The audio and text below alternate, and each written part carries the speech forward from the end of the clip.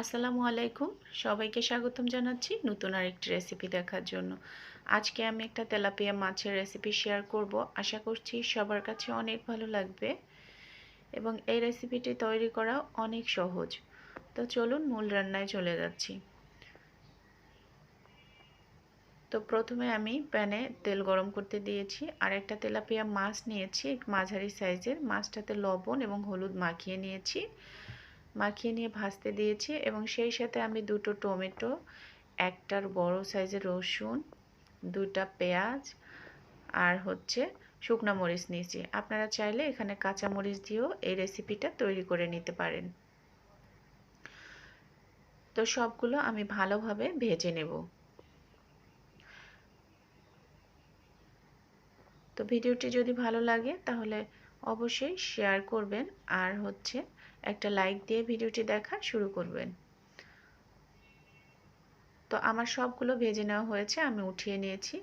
যখন একটু ঠান্ডা হয়েছে তখন আমি এরকম টমেটোর খোসাটা ছাড়িয়ে নিচ্ছি। এরপর আমি মাছের কাঁটাগুলো বেছে নিব।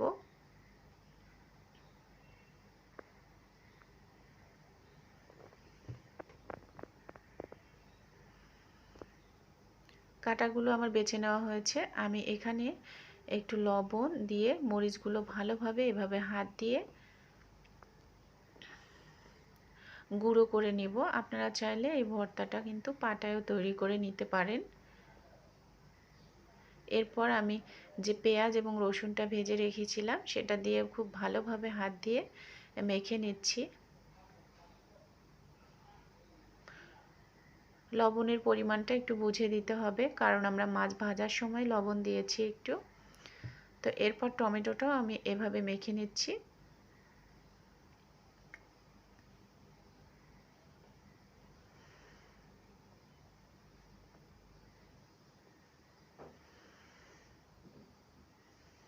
এরপর আমি মাছ দিয়ে সবগুলো উপকরণ খুব ভালোভাবে মেখে নিব। আর আমি এখানে কিছুটা ধনিয়া পাতাও নিয়েছি, ধনিয়া পাতাটাও দিয়ে দিব এবং সবার শেষে আমি এখানে একটু সরিষার তেল দিয়ে দিচ্ছি।